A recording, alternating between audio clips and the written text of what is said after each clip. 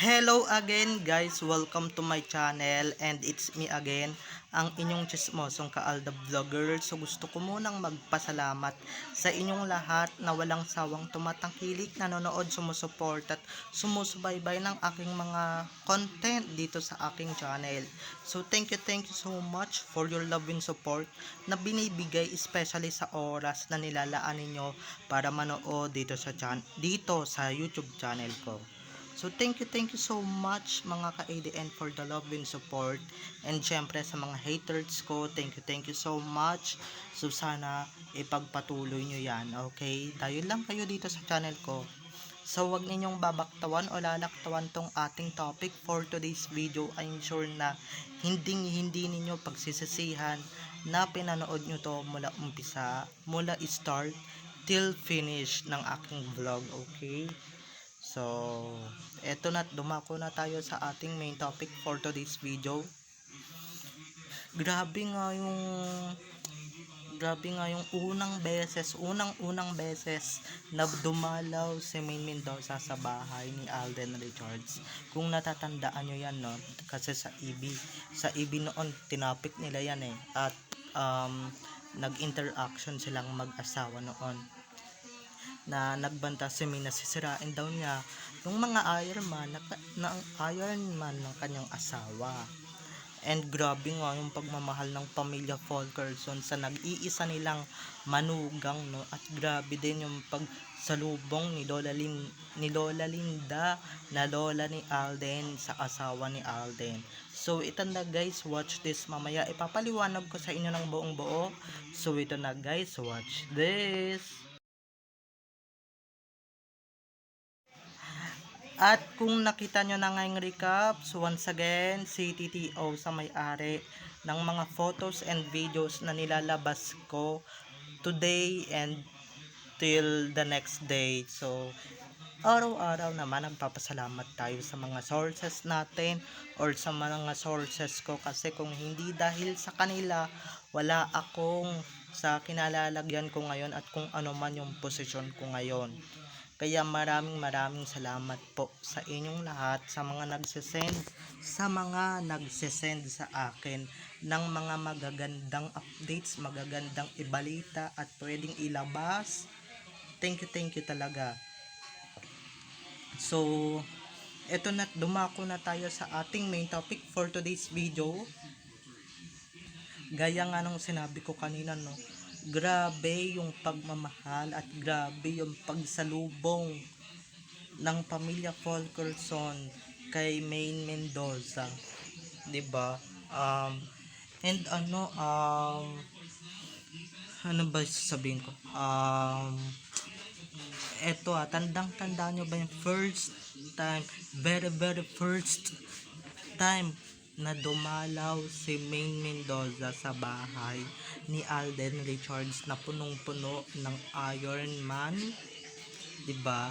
Nag-joke pang sila doon sa Itbulaga na keso andun siya sa bahay niya, at sisirain niya lahat ng Iron Man figures ni Alden Richards nung mga panahon na yon. Alam nyo ba kung ba't ko alam? Di syempre pinag-usapan yun sa show na ayoko na lang banggitin na kalaban na ngayon ng Showtime, 'di ba? Na patuloy nang bumababa sa ratings. Patuloy nang bumababa ang ratings. So eto lang ang masasabi ko, no. And grabe, no. Wag na tayo dun sa show na yun, baka yun pa yung matopic ko eh. Grabe ang pagmamahal ni Lola Linda or ng lola ni Alden kay Main, no. Pinagluto pa niya, pinagsilbihan pa niya, 'di ba? 'Di ba, may mga ganyang ano kasi, 'di ba? Lalong-lalo na guys kung prima donna ka, 'di ba? Kung may atitsona ka, kung umaatitsona ka, hindi ka pagsisilbihan yan. Kung ibang mga lola yan hindi yan ganyan sa naging or magiging girlfriend ng apo niya or magiging asawa niya or asawa na ng apo niya, 'di ba? So ganyan talaga guys yung pinapakita nilang Filipino hospitality, and syempre ganyan sila ka-sweet sa kanilang manugang and sa kanilang mamanugangin that time, 'di ba? Kahit sina yung mga kapatid ni Alden, 'di ba, napaka-close kay Maine at napaka-grabe yung bond nilang lahat, at grabe yung bonding na nabubuo nila araw-araw. And ngayon officially na Mrs. Fulkerson na talaga si Maine.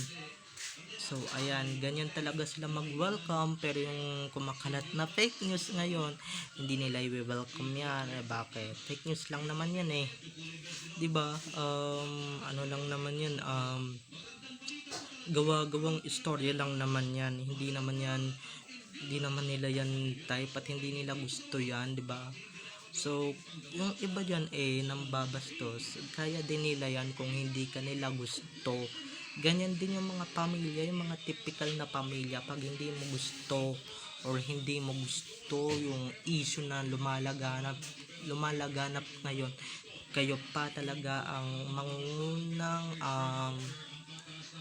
magsabi sa mga baliw na fans na tigil-tigilan ng kagagamit or kahihit ng masamang elementor, masamang gamot, 'di ba? Sorry, you're not welcome to this family. You're not welcome here. You're not belong here. Maghanap ka ng ibibilong mo. Si Maine Mendoza lang naman ang pwedeng tumapak, ang pwedeng iuwi ni Alden Richard sa bahay niya, dahil siya lang naman ang may karapatan, at siya yung misis, at siya yung tunay na asawa, diba? Siya lang naman yung isang babae na welcome nila ng pamilya Fulkerson dito sa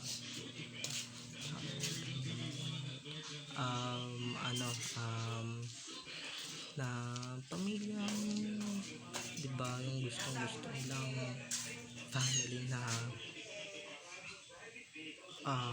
at pasensya na guys kung medyo mahina yung boses ko kanina, pero ulitin ko na lang ulit, gaya nga ng sinabi ko kanina, yung pamilya Fulkerson na nandirito, or wala na ako sa topic, may tao kasing dumaan